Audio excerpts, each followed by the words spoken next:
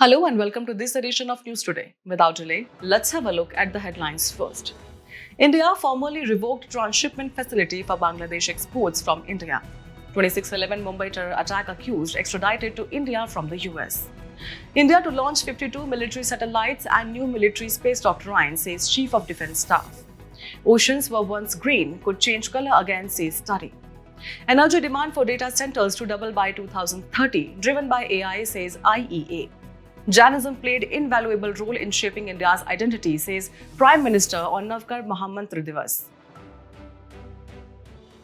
In a notable shift in regional trade dynamics, India has firmly revoked the transshipment facility that allowed Bangladeshi exports to pass through Indian land customs stations to reach ports for destinations in third countries such as those in Europe and West Asia.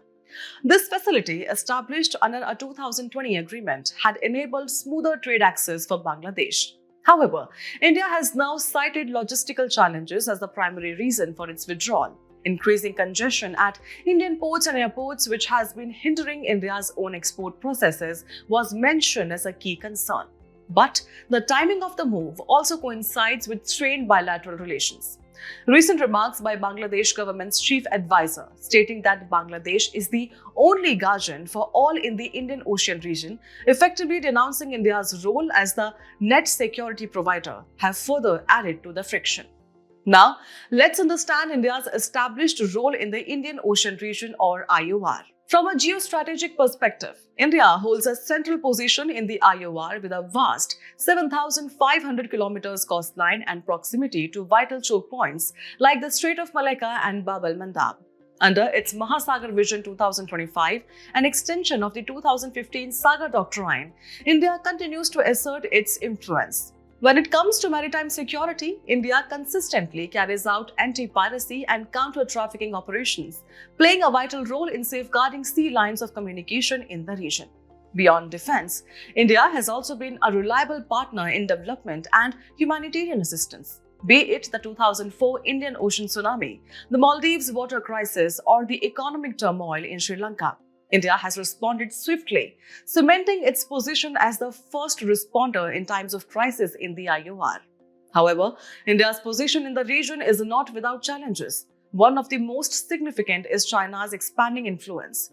Through its string of pearls strategy, China is steadily working to encircle India by investing in infrastructure projects in neighboring countries, such as the Hambantota port in Sri Lanka and Gwadar port in Pakistan.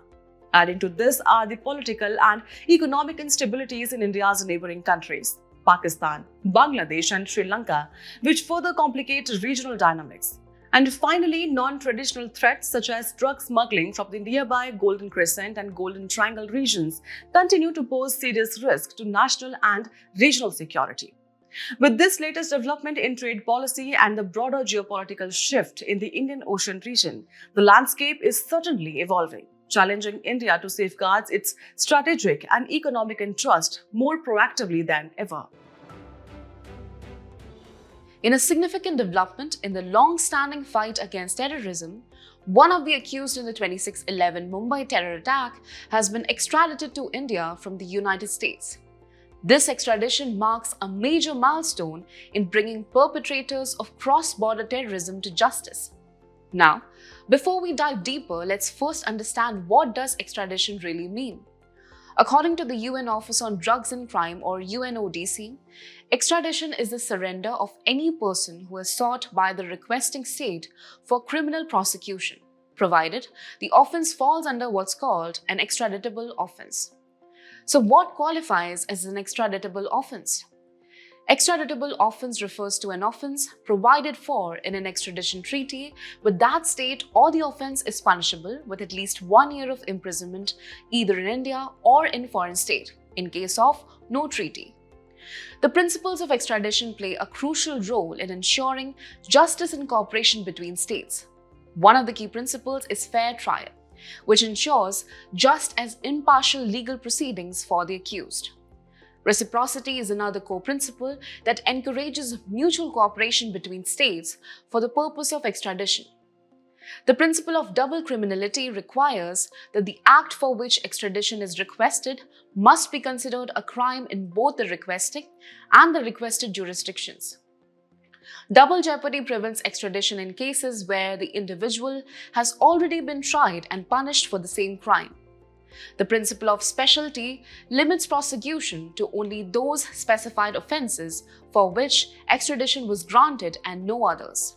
Now, let's take a look at the framework for extradition both in India and internationally.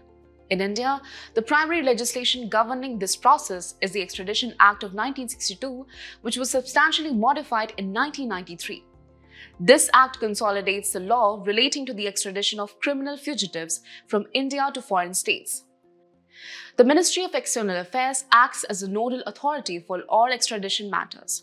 And notably, India has extradition treaties with 48 nations, including key countries like Bangladesh and the United States. It's also important to note that the final decision on extradition rests with the Government of India, and this decision is open to appeal in a higher court.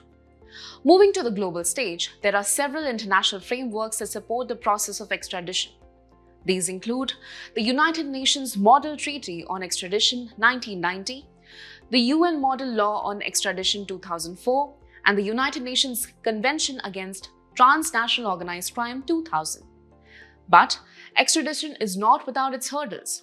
So let's explore some of the challenges in extradition law. First, there's a misuse of double criminality principle. This is when fugitive criminals exploit legal loopholes by fleeing to countries where their actions do not constitute a crime, helping them evade extradition altogether. Then there are the time-consuming procedures. These delays are mainly due to the extensive documentation and bureaucratic processes involved. And lastly, there's the issue of limited treaties.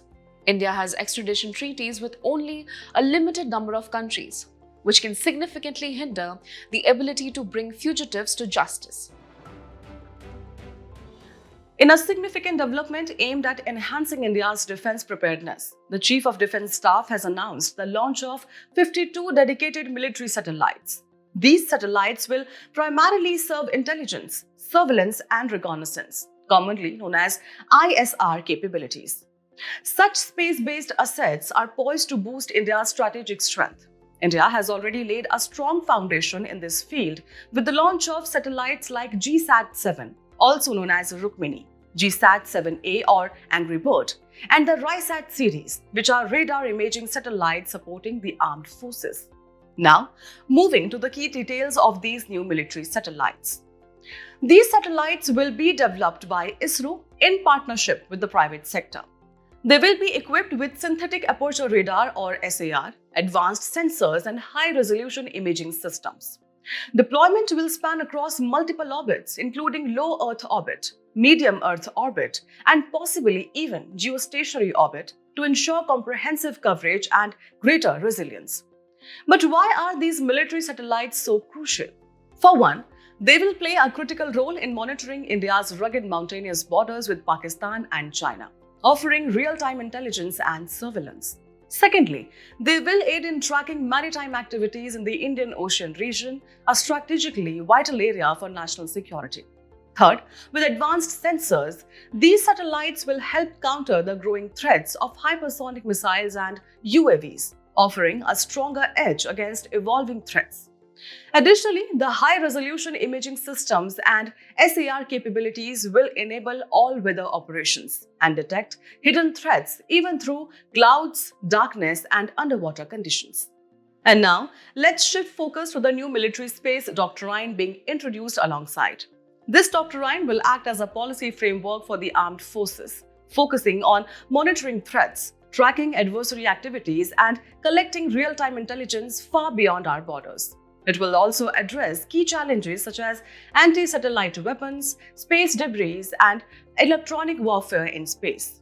Notably, India had already marked a milestone in 2019 by becoming the fourth nation after the US, Russia, and China to demonstrate the capability to destroy a satellite in low Earth orbit, reinforcing its strategic position in space. Clearly, with the launch of 52 military satellites and the introduction of a robust military space doctrine, India is making a decisive move towards securing its defense frontiers through space.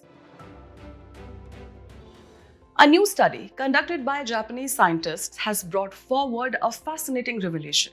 Earth's oceans, which we now see as blue, may have once appeared green during the Archean Eon. Let's take a closer look at the findings. To begin with, during the Archean period, which spanned from 4.0 billion to 2.5 billion years ago, there was no oxygen present in the atmosphere or the oceans. At that time, iron from rocks and underwater volcanic activity dissolved directly into the ocean water.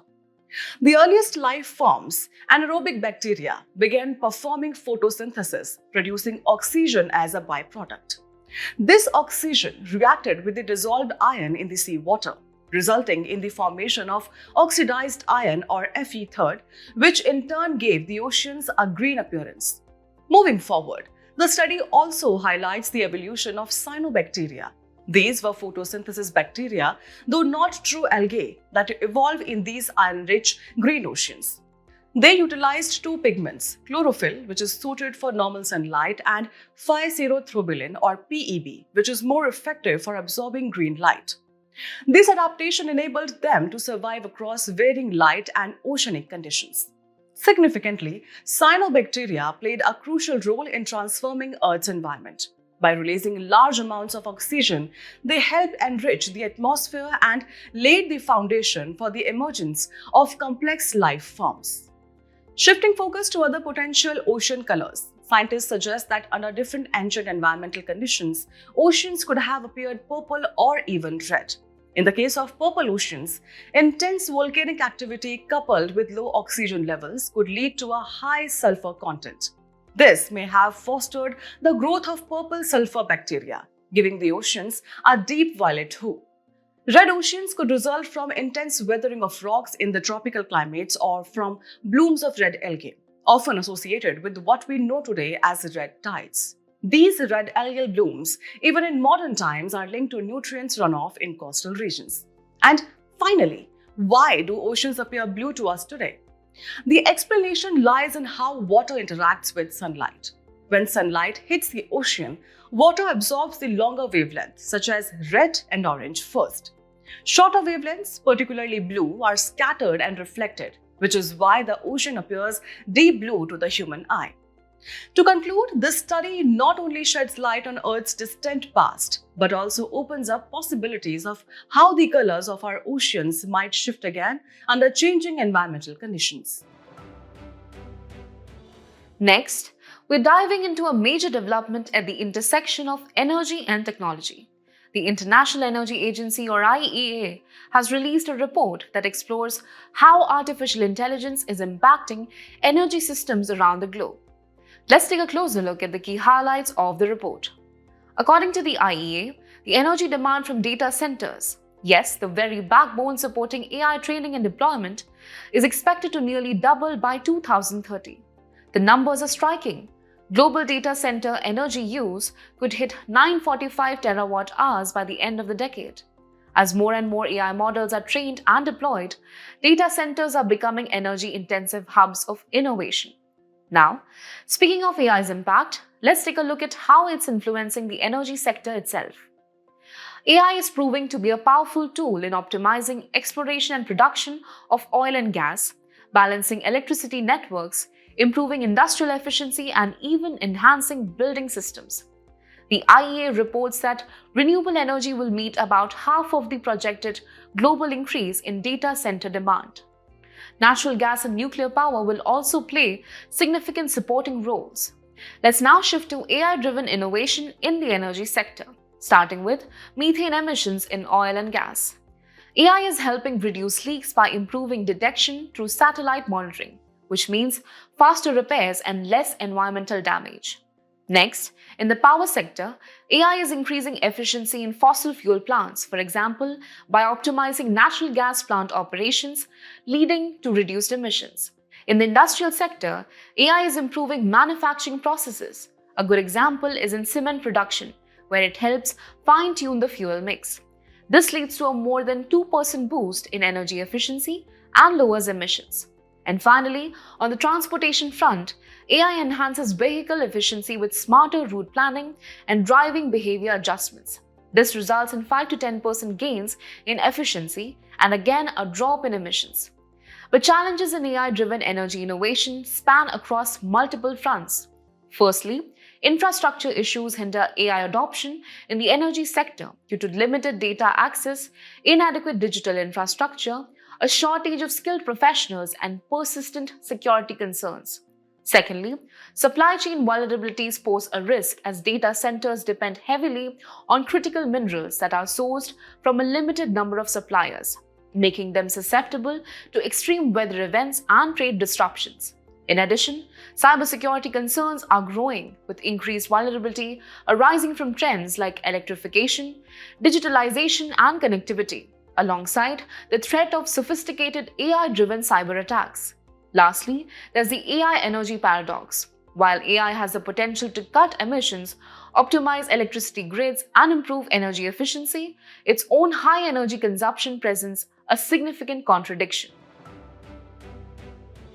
In a powerful message on the occasion of Navkar Mahamantra Divas, the Prime Minister highlighted the invaluable role of Jainism in shaping India's identity, both spiritually and ethically. Let's begin by understanding the essence of the day. Navkar Mahamantra Divas is a celebration of spiritual harmony and ethical consciousness. It brings people together through the collective chanting of the Navkar Mahamantra, the most revered and universal chant in Jainism. So what does the Navkar Mahamantra stand for? It pays respect to 5 categories of spiritually advanced beings: the Arihants, who have attained Keval Gyan or perfect knowledge; the Siddhas, who have eradicated all 8 karmas and achieved moksha; the Acharyas, who live by the Mahavrat or great vows; the Upadhyayas, who teach the path to moksha; and the Sadhus, who strive for liberation through penance and self-discipline. Now, building on the inspiration of the sacred mantra, the Prime Minister proposed 9 resolutions for a new India, a vision rooted in ethics, awareness, and unity. These are water conservation, planting trees, cleanliness mission, vocal for local, explore India's diverse cultures, adopting natural farming, healthy lifestyle, yoga and sports, and helping the underprivileged. Let's now move to how Jain principles offer solutions to contemporary challenges. We start with the concept of Parasparagraho Jivanam, or the interdependence of life. This principle promotes natural restoration, biodiversity preservation, and underscores the need for international cooperation in today's interconnected world. Next is Ahimsa, or non-violence. This timeless value serves as a powerful antidote to war, hate, and violence.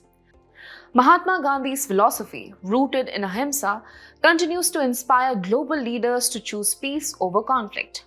Moving forward, there's Aneekantavad, the doctrine of many viewpoints. It fosters empathy and open-mindedness, both of which are essential to prevent conflicts and understand diverse perspectives. Then comes Aparigraha, or non-possession. This principle stands against consumerism, materialism, and greed, aligning perfectly with mission life, which encourages a sustainable lifestyle rooted in self-restraint. And finally, Satya, or truthfulness, and Asteya, or non-stealing, round off the values Jainism brings to the table. These virtues champion honesty, integrity, and fairness, critical to fighting corruption, corporate exploitation, and ethical decay in today's fast-changing world. In today's Personality in News, we turn our attention to Mahatma Jyotirao Phule, as 11th April marks his birth anniversary. Born in 1827 in Satara district of Maharashtra, Jyotiba Phule was a visionary social reformer who worked against social evils like untouchability and the caste system. He was conferred the title of Mahatma on May 11, 1888 by Vittal Rao Krishnaji Wandekar, a fellow social activist from Maharashtra. Let's take a look at his key contributions. He, along with his wife, championed causes like widow remarriage, prevention of child marriage, and most notably, the promotion of girls' education.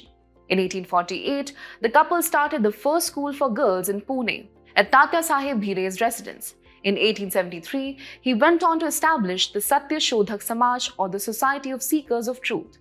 His written works include Gulamgiri and Sarvajanik Satya Dharma. A true pioneer, Mahatma Phule's values of humanity, empathy, and equality continues to inspire generations. As we conclude today's main news, let's have a look at some quick updates. The material cost for providing midday meals to school children under the PM Poshan scheme has been enhanced by 9.5%. PM Poshan is implemented by Ministry of Education. Its objective is to address hunger and education by improving nutritional status of eligible children. Counter greenwashing allegations against it, waste to energy or WTE industry seems to have adapted blue washing. Blue washing is a deceptive marketing tactic that overstates a company's commitment to responsible and sustainable social and ethical business practices. According to a study, Arctic tundra biome is losing its capacity to absorb carbon from the atmosphere due to wildfires around the globe. Arctic tundra biome is located in north of the Arctic Circle and includes areas of Alaska, Canada, Greenland, and Russia. A report by Rights and Resources Initiative provided a snapshot of carbon rights. Currently, there is no internationally accepted definition of carbon rights. Some organizations define carbon rights as legal claim or entitlement to the benefits generated by activities that sequester or remove carbon from the atmosphere. As per INCOIS, all India coastal union territories and states are prone to tsunamis emanating from the two major subduction zones, Andaman Nicobar Sumatra Island Arc and Makran Subduction Zone. Andaman Nicobar Sumatra Island Arc is a 5,000 kilometers long chain of islands and mountains from Myanmar in the north to Indonesian archipelago in the south. CERN's Large Hadron Collider Beauty experiment has confirmed charge parity violation in baryons, particles that make up atomic nuclei, including protons and neutrons. Particles and antiparticles are like perfect mirror images of one another, but some particles disobey this symmetry in a phenomenon known as CP violation. A recent report highlights a deepening vitamin D deficiency crisis in India, with 1 in 5 Indians affected. Factors such as urban lifestyles, high air pollution, indoor work culture, etc. are contributing to reduced synthesis of vitamin D in body. Vitamin D, also known as calciferol, is a fat-soluble vitamin that plays a crucial role in maintaining health. Diatoms like pseudonychia produce domoic acid, a marine toxin that enters the food chain and causes aggressive behavior in sea lions. Diatoms are photosynthetic algae and silica-based shells found in nearly all aquatic and moist environments from oceans and rivers to soil.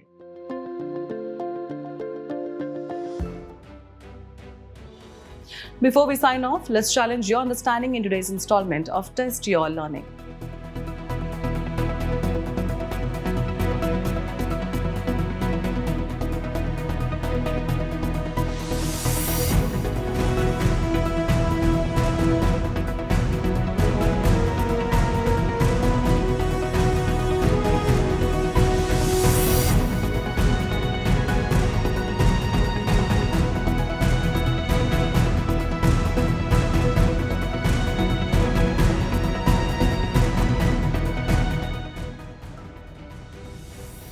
Thank you for joining us. We hope you found this episode of News Today engaging.